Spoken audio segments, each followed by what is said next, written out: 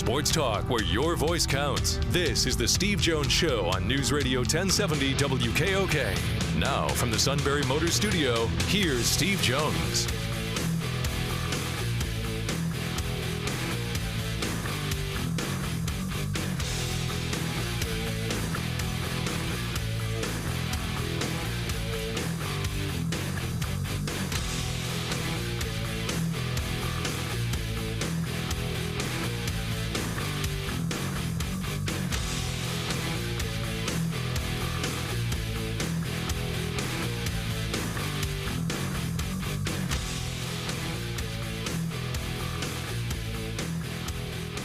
Friday edition of the Steve Jones Show here on WKOK. Steve will be joining us from the Sunbury Motors Studio in just a few short minutes as he had the day off yesterday. Phillies getting an afternoon win, sweeping the Mets in a 4-game series.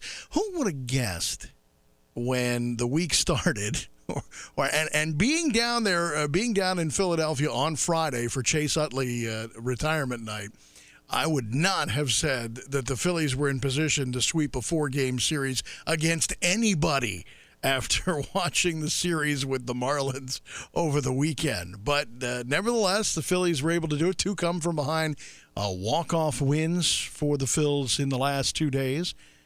Tonight here on WKOK, it'll be Vince Velasquez at 2-4 with a 4.40 ERA, who pitched pretty well Saturday. I mean, 1 run, 1 run and 1 hit in 5 innings against the Marlins. So, you know, he's looking okay at this point early on coming out of the bullpen. But he's going to go up against Hernandez, who's 0-2 with a 4.34 ERA, 19 strikeouts. It's his 4th start since joining the rotation, looking for his first win. He pitched better than the results really are showing. He struck out 19, walked 4, and that's a 1.18 whip in 18 2/3 innings. Hernandez had a no decision at Philadelphia this past Saturday in that game against Velasquez. So, again, this one in Miami this time around after the Phillies come off that 4-game sweep of the Mets, which to me means that this Philadelphia team is probably a buyer come the next, say, 2-3 weeks, right around or after the All-Star break. But we'll talk more about that a little bit later on. Don't forget today's show brought to you by Brewers Outlet. Brewers Outlet, Reagan Street. Oh, there you are. Autograph. Yes, I've there been you here go. for. I had to actually sit there and listen to that diatribe the whole time. You know, it would be nice if I would have hit the right button and then you would have been able to talk. I've actually been sitting here since the beginning of the show. Oh, my apologies. It's my way of taking over the program. That was the whole thing. I figure if you're stuck with me, I'm just going to take over the whole darn thing. I just have to get a lot of guests on today. So it's great to have you here. I hope your life is going well. It's going really well. I mean, you know, it was a fun time watching the Chase Utley retirement. That was pretty. The game wasn't as what I'd hoped for at the end, but it was a really cool moment. We actually watched him start his career up in Scranton Wilkes-Barre as a Red Baron, so it was kind of nice to, you know, go full circle there. Imagine how he feels. All right, so and he signed your kid's autograph. Actually, no. What happened was he was, I think Daniel was probably about 4. He picked him up and put him on the field with him, knelt down so we could take a picture with the 2 of them together because he wanted to get to Daniel's level, and the way the stands were, he couldn't quite do it. So it was a really cool moment, and from that moment on, Daniel was all about Chase Utley. That man could do nothing wrong. Well, he didn't see him strike out the way I did. All right, so, no. Utley is, Are we talking about Utley or Dan? No. I understand that young Dan is engaged. He is. Yes, he is. Congratulations. He is very, very excited. Well, congratulations. I mean, we're all thrilled for you. That's great. You know, probably don't have a date yet. They're probably just... No. This is going to be a little bit further down the road. Why? Because you mandated, or because they? No, because we don't want them living with us. That's what it is. Oh my goodness! What kind of parent are you? The kind like an eagle that pushes them out of the nest and lets them fly on their own. Terrific. How was that for? I thought that was pretty clever, actually. Sure, yeah. Let's. The U.S. Women's World Cup team is playing.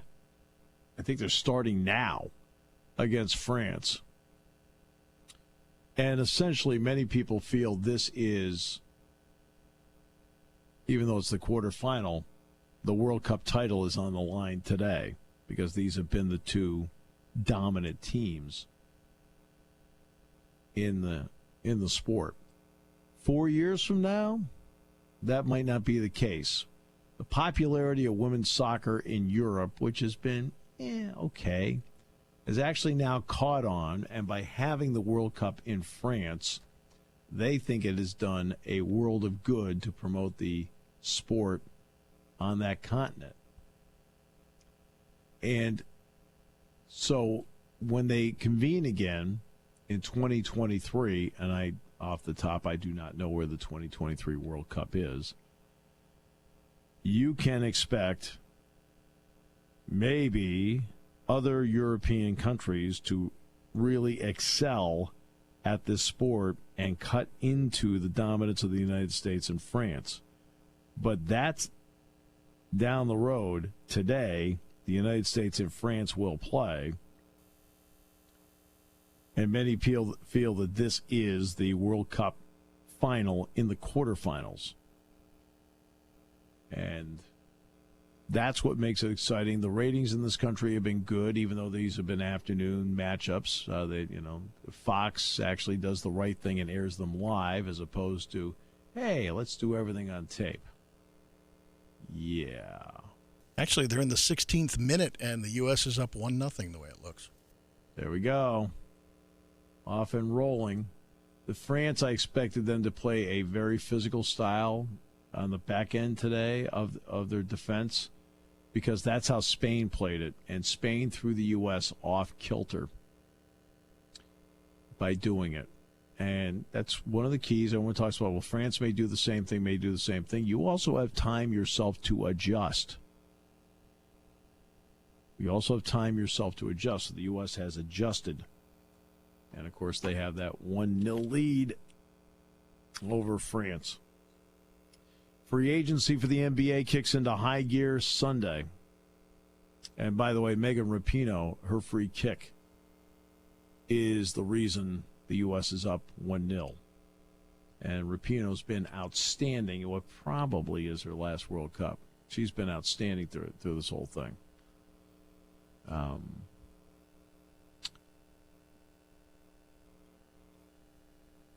And then NBA free agency kicks into high gear coming up on Sunday. Try as it may, Major League Baseball can't get the traction. They announced the All-Star starters, which 20, 30 years ago would have been a wow, that's a big deal. Now, to me, this is not an anti-baseball person. I'm 180 of that. I love baseball. But it's gotten to the point with the voting and the way they do everything. It's like when they went to the fan vote in 1970, I was like, oh. Yeah, I mean, I was only 12 at the time, but I was like, really?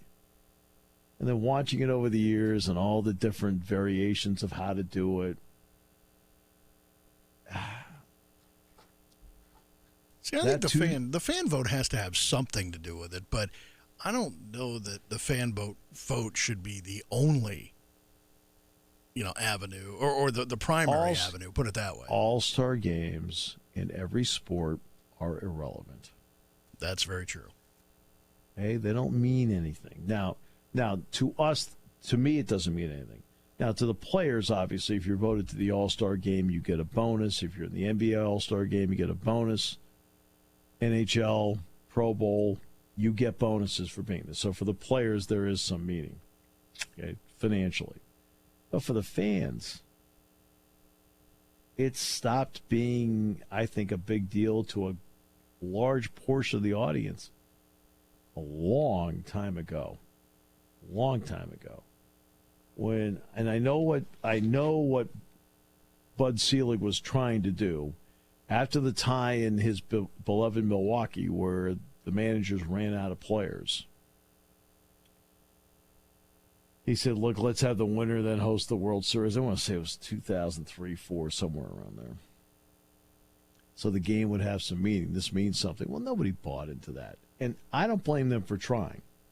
Again, because somebody tries, it should not be criticized. Do I think it's a good idea? No, I never thought it was a good idea, but I didn't blame them for trying. I mean, can we do something to get more juice into this, more interest into this, instead of it being a meaningless exhibition? So the attempt was made, and the attempt turned out the way all of us thought it would. It didn't mean anything. But at least they tried something. I don't know financially what it means to Cleveland coming up. How much did it mean to Washington last year financially? It may have meant something financially to the cities and to the franchises. That I don't know. I've never done any research on the economic impact of the All-Star game. I mean, you do sell it out. It does bring others to town. But they announced the All-Star starters yesterday. Well, whatever. One thing I'd like to see them change in the All-Star game is open or free substitution. Just eliminate it. How about let's do that? Let's eliminate the All-Star game, you mean? Absolutely. Get rid of it. Well, yeah. I build in what? The All-Star game, there's 4 days off. I'd build in 4 more off days during the regular season for the players to be better rested. I don't mean 4 in a row like that, but I mean 4 games, 4 days somewhere. Look, the NBA actually, in practicality, the NBA is talking about its 75th season, which will be in 21-22. And they are discussing the possibility of reducing the number of games. I understand completely why leagues feel that they're at a point where they can't reduce games because the salaries are at X level, the TV revenue is at X level, and you need ballpark and luxury suite revenue at X level. That I understand all that. But if you were to sit down and in a room of ideology ask what is best for the game and the growth of the game, less is more. The NFL's fine. They have 16 games. When I sit there and I listen to the absurdity of adding 2 more games to 18, I don't mind them cutting down preseason games. But going to 18 games, excuse me, these individuals are beat up by the time they get to Thanksgiving. They're beat up. And you want to see a quarterback duel between Ryan Lindsley and Mark Sanchez somewhere? That's what you paid your money for? Really? How many backup quarterbacks are playing in NFL games in December? You want to add 2 more to that list? They're talking about expanding the playoffs by adding 1 additional team. You know, that ESPN game every year that they get at 4:30 on the opening Saturday, has that game ever been good? Has that game ever been good? I don't think that game has ever been good. I can't recall that game being exciting, dramatic, or anything over the years. To me, there are certain signs that you get that tell you not to push it any further and that less is more. So the NFL should stay at 16 games. They should keep the playoffs the way they are because that's what works. Now, if you want to reduce preseason games, that's fine because I talked about the All-Star game. I used to first preseason game, can't wait. Second preseason game, okay, great. Okay, didn't get a chance to watch the third. I'll watch some of the fourth. That's the way I used to be. Now it's like, I don't care. I don't want to watch any exhibition game. The only game that's worth watching is the third. No, I don't even bother watching that. That's a farce. Yeah, but at least you get to see the starters for a half usually. Yippee-dippy-doo. It doesn't count. It's better than that first game where you see them not at all. They get more out of the scrimmage than they do out of the game. They get more out of the scrimmage. I think the Steelers usually, not always, but scrimmage the Redskins at some point. But you don't think they get more out of that? Of course they do. As a fan, I get nothing. I don't watch the third preseason game. I could care less about it. Play 2. Then play a 16-game schedule. Maybe 3 if you feel you have to. But 4 and 5, no. Preseason used to be 6 games. They've already reduced it once. Okay. Hockey should be a 60-game schedule. That's what it should be.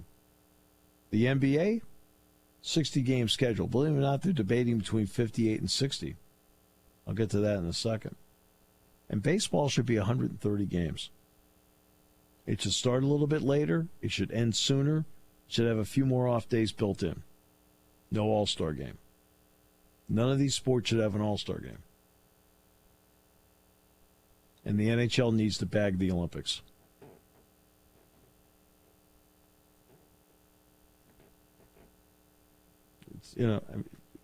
I know I know that disappoints you. No. I believe it or not, I agree with you. They need to bag it. Nobody stops their season for 2 weeks. And that's the problem. If this happened, out of season, then it'd be different. But I actually agree with you. Because the next one's in Beijing. They're not gonna want to go there. In the middle of the season, suddenly play in the Far East. They didn't go to South Korea, and it was the right move. But I think they, but again, realistically, and again, I'm talking idealistically, realistically, you need the gate revenue, you need the luxury suites, you're taking out dates, you already have salaries at this level. The players are not going to want to have give-backs. You have to then negotiate new TV and radio deals, too, because they're expecting X amount of inventory. Let's look at regional sports networks. Regional sports networks like Comcast, AT&T Sports in Pittsburgh, Nesson, yes. Well, guess what? Let's just take Nesson. Nesson has 162 Red Sox games. All right, take out the Fox games, but you get some spring training games. That's 162 days of programming for them. Now you add in 82 Bruins games. You're now up to 244 days of programming, of live sports programming, minus the playoffs and minus spring training. 244. That leaves you with holes to fill on 121 days in a year. Well, the Yes not only carries the Yankees, they carry the Nets. AT&T in Pittsburgh carries the Pirates and the Penguins. Okay, Comcast carries the Phillies, and they've got the Sixers. These guys have a lot of built-in programming, a lot. So now, if I reduce the schedule, now let's just take Pittsburgh. I've got 130 baseball games, sans spring training, 60 hockey games. Now it's gone from 244 to 190 days. Now suddenly your program isn't worth as much to me. You'd have to somehow convince them that with the less is more deal, that your viewers are going to hunger for more because they're not getting as much as they used to, and there's not the boredom factor that will set in. So it would be a very, very tricky proposition. But what is best to me for sports on the pro level? Instead of expanding, Less is more. Rest means better games.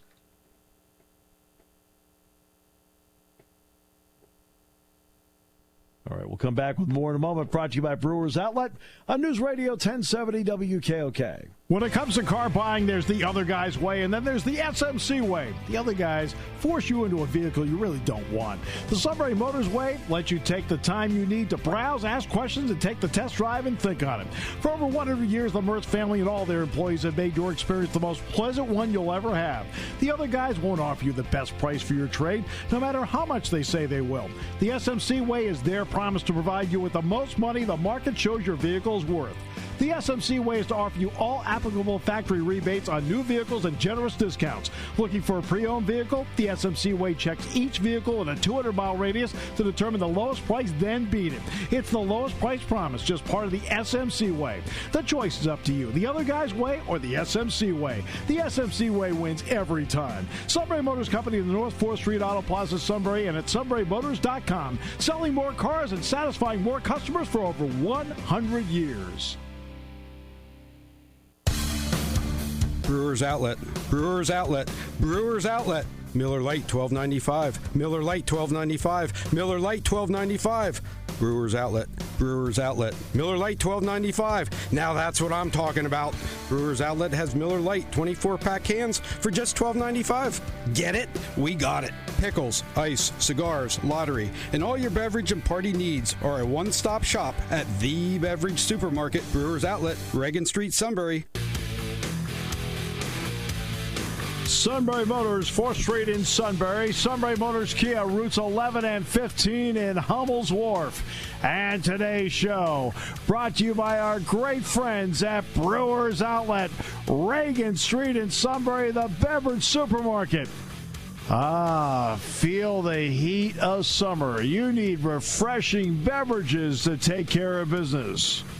That's right. Imports, domestics, microbrews, the best selection of beer anywhere. Well, maybe not everybody's a beer lover. Well, they have plenty of wine coolers, water, soft drinks, snacks. They roast their peanuts fresh and hot every day. And the pickle bar, led by the Barrels and the Dills, indeed second to none. All at Brewers Outlet, Reagan Street in Sunbury, the Beverage Supermarket. Look, you not only want to stock up for the weekend, where it's going to be in the mid-80s all weekend, but the 4th of July is coming up. And you want to make sure you are fully stocked and ready for the big 4th of July celebration and the 4th of July weekend. All at Brewers Outlet, Reagan Street in Sunbury, the Beverage Supermarket. Joined today by Kevin Herb, who we congratulate on justifiably winning the state award for outstanding play-by-play for the brilliant job he did on Shikellamy football. Also does a brilliant job on Shikellamy basketball. It is great to have him, a.k.a.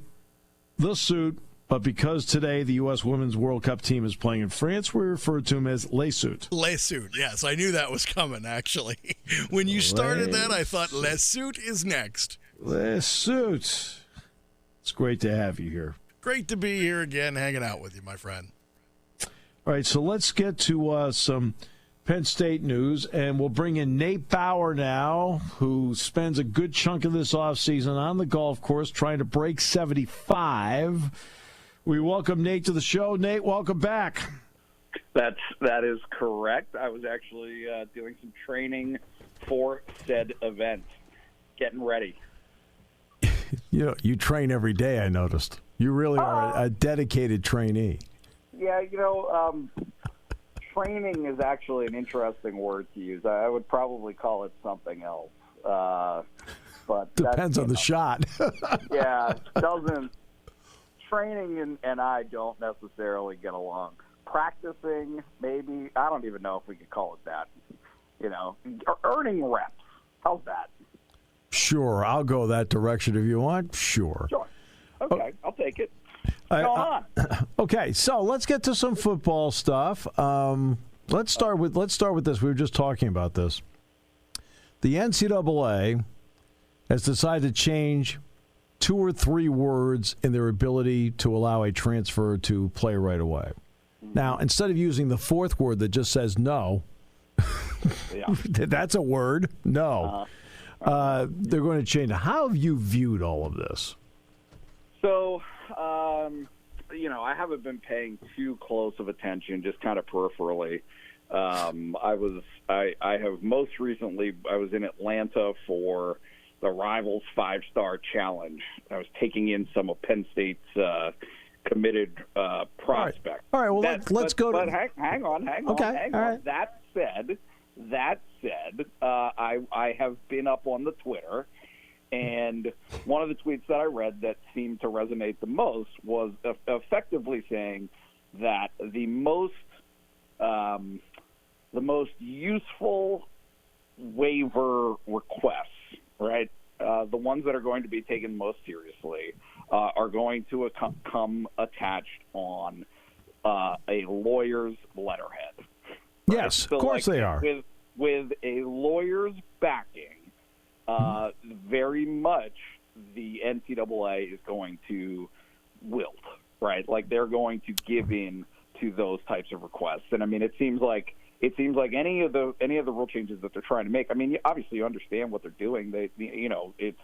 It's becoming free agency effectively, but they want to, they want to get on the other side of that. But for the athletes and their parents that have the means, if you've got a lawyer or a law firm that can back you up, it seems pretty clear like that's the way that it's going to go. Yeah, no. If you want to get them into the fetal position, that's usually the fastest route to do it. Yeah. All right. So you're down there in Atlanta. All right. I'm sure you went over and saw your College Hall of Fame bust. Should have been very nice.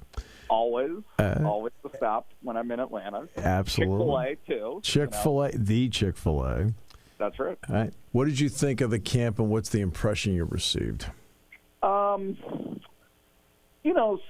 So it's kind of interesting. I mean, Penn State, and this, full disclosure, recruiting is not my game. Like, I just, right. That side of things is not my forte in any capacity, either following it and or analyzing it. So, the way that a kid moves his hips, you got me. Does he have long arms? I couldn't tell. I have a hard time judging between 6'5" and 6'1", So far, this answer's going the way I hoped.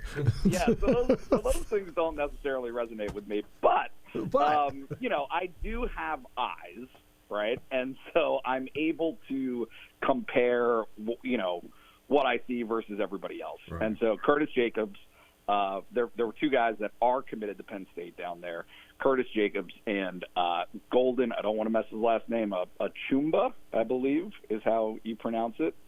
Golden being an offensive lineman, he's a guard, and Jacobs being a linebacker. And Jacobs held his own, I thought. I thought he was he looks the part, he's thick, he's fast. He's got great ball skill. He had an interception down there in the 7-on-7, which, you don't usually see out of linebackers in 7-on-7.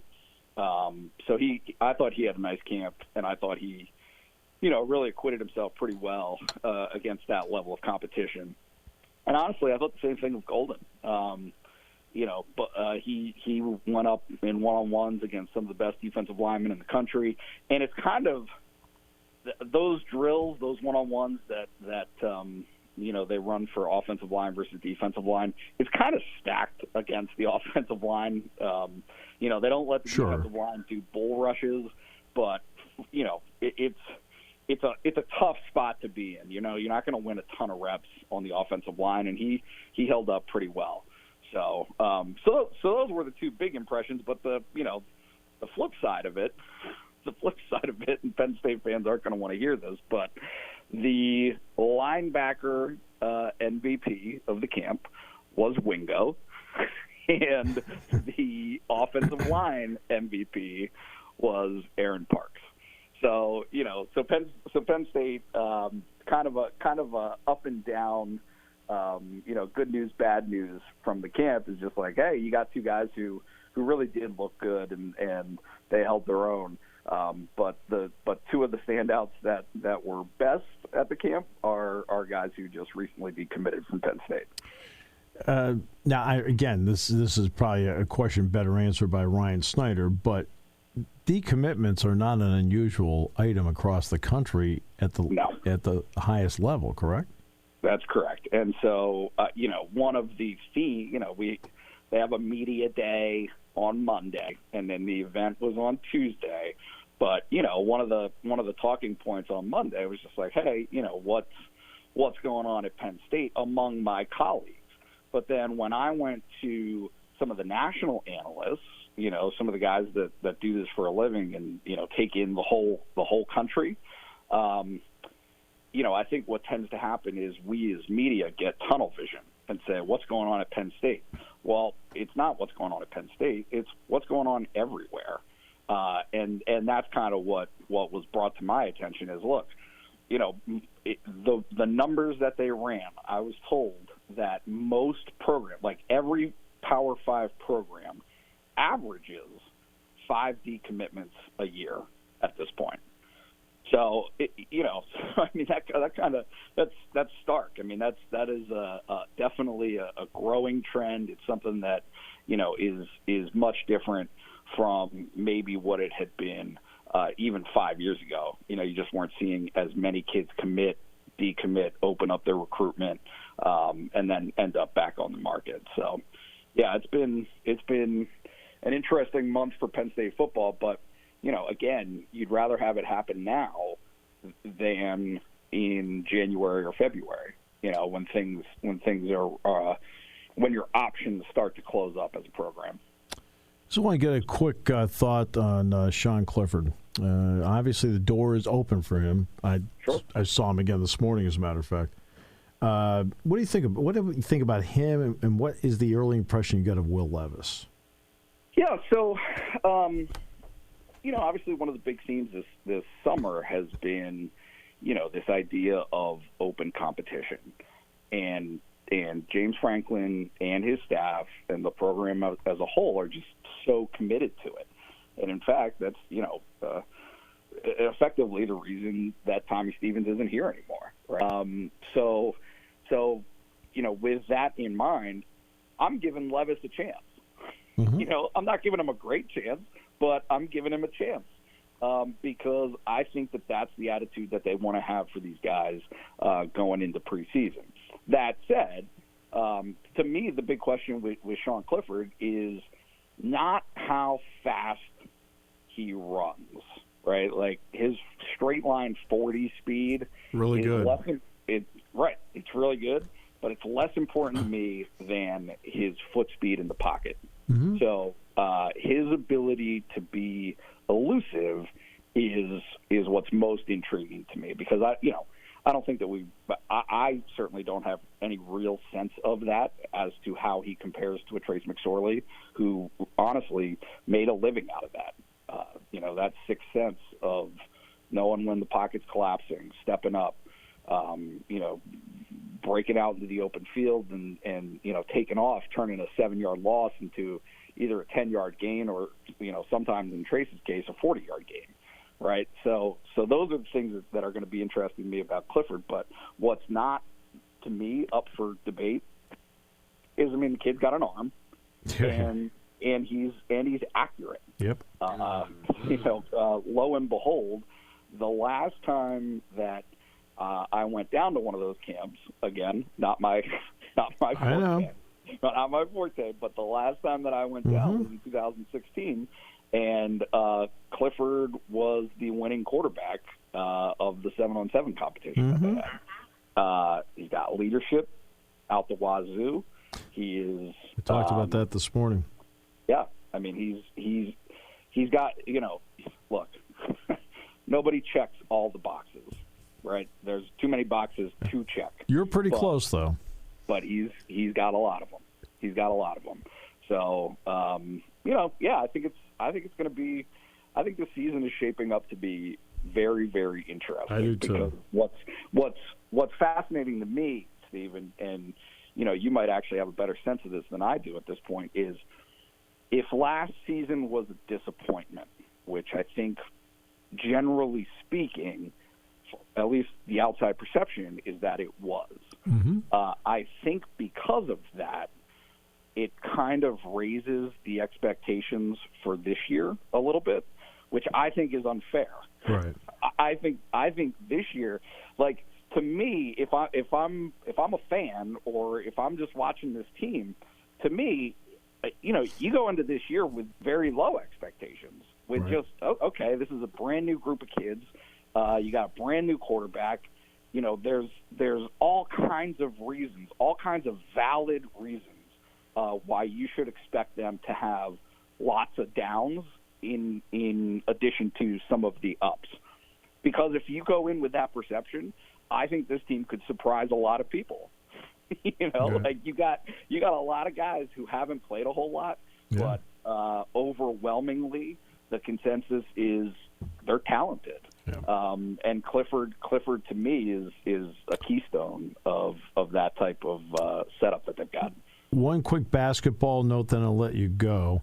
I've maintained for years, and I've had a little experience over the years, but, that Penn State is usually better off when they're the older team. Absolutely. In basketball. Yep. They have transitioned into this particular year to being the older team. Yep. Rozier Bolden ended up transferring to Iowa State. Believe it or not, because he hasn't graduated yet, so he's not here yet. I can't talk about the transfer. We all know who he is, but okay. But what do you think a veteran that has experience coming off the bench can add to this team moving forward? Yeah, it's another piece, right? Pat has consistently, and look, we're talking about an 8-year span now. He has consistently had one missing element. The year that he was supposed to have DJ and Tim, Tim goes down. Yep. It just the year of Sasha and Jermaine leaving. Yep. Had those guys been on that team, that's a pretty good team. So I've never expected Penn State basketball to be a year in, year out Big Ten, even middle of the pack, right? I mean, that's just not the identity of this program right now. That said, because of those missing elements, that's it's always been an obvious Achilles heel. So, if that's the young players' fault, because now with a team that is older, which look across the board, Steve, Virginia this past year, teams that are older have more success in college basketball, other than the rare exception of a Kentucky, a one-and-done Kentucky, UNC, Duke. Overwhelmingly, teams that do well through and through are older in college basketball. And this year, they've got that. You got a 23-year-old, 23, I think, 24? 23 right now. 23 right now. By the time the season starts, he'll be 24. I know. So, Mike, that's a grown man's body now that you're dealing with in Mike Watkins at center. 22, 23-year-old Lamar Stevens. It makes a huge, huge difference to have that. And by adding this kid, that's coming in from OK State, now you've got another piece to the puzzle to go along with, some of the exciting young players that they had from last season in a Miles Dredd, Jamari Wheeler, as a third year, John Harrar as a third year. It's shaping up for them to be able to, again, people don't want to hear overselling on Penn State basketball because I think that they've heard some of it before and it disappoints them. Mm-hmm. But at minimum, this is a team that is set up right now to compete with, effectively, in my mind, just about anybody in the Big Ten. Nate, always a pleasure. If you get an opportunity to go out and practice more, go ahead. I can't practice today because I've got an actual match tonight. League night, Steve. Oh, it's league night. It's league night. It's league night. Yeah. Can I tell you a brief story? Sure. Very brief, I promise. Last week, they fed me to the wolves a dude that's a scratch golfer. These are 9-hole matches, right? Yeah. I was getting 3 pops, and I had, you'll love this, I had a 2-hole lead with 3 to play. So all I needed was 1 split, right? To just get the tie, I needed 1 split. What do you think happened? You didn't win. I did not win. I lost, and it was it was very hard. It was very hard. My ego is damaged. I'm bruised and battered as a competitor out here. Always a pleasure, Nate. Thanks. Thanks, Steve. Nate Bauer back next hour of the show here on News Radio 1070 WKOK, brought to you by Brewers Outlet.